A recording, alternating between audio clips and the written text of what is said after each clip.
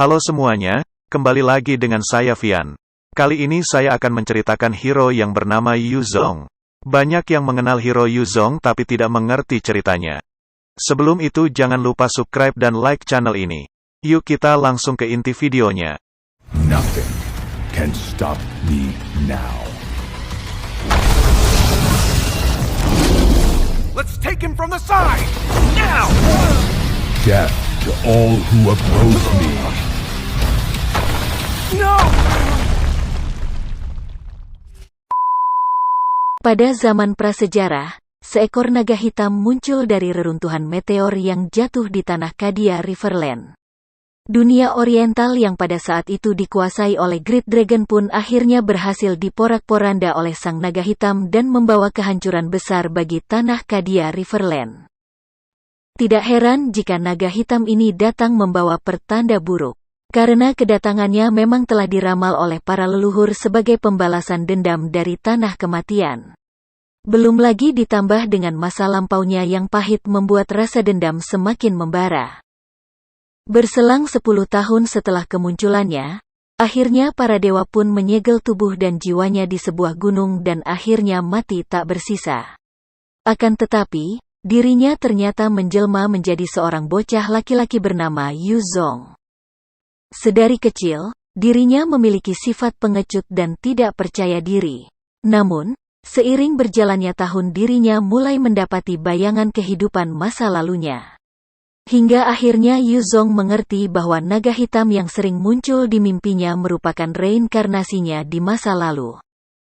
Yu Zhong pun berhasil membangkitkan ingatannya dan mulai timbul sifat jahat di dalam hatinya. Pengaruh dari naga hitam pun berhasil merasuki Yu Zhong dan akhirnya hadir kembali sebagai antagonis di Kadia Riverlands.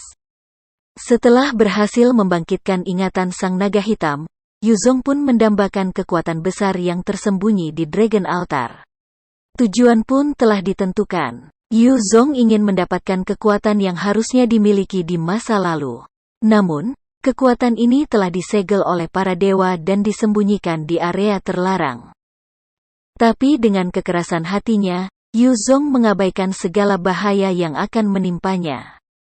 Karena kekuatan ini sangat besar dan tidak mungkin ditampung oleh tubuh manusia biasa. Yu Zhong akhirnya berhasil menemukan lokasi disembunyikannya Dragon Scale. Akhirnya dirinya pun menaiki tangga Dragon Altar dan kekuatannya teruh. Tanpa pikir panjang, Yu Zhong langsung menyerap kekuatan Dragon Scale dan mengalami kerusakan mental hingga fisik. Tapi dirinya yakin bahwa kekuatan sang naga hitam di dalam tubuhnya akan membantunya untuk mengendalikan kekuatan Dragon Scale. Dengan modal keyakinan tersebutlah akhirnya Yu Zhong berhasil menyerap seluruh kekuatan legendaris tersebut.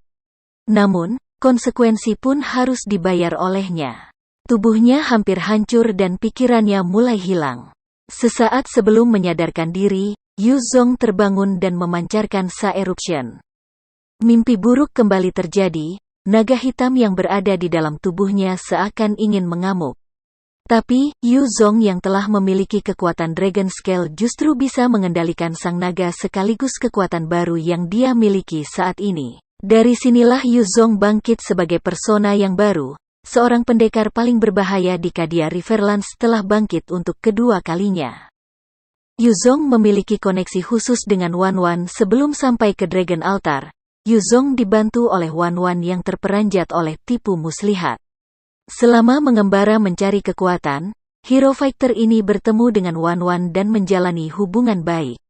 Citra buruk yang dilabeli kepada Yu Zhong seakan terhapus di mata Wan Wan.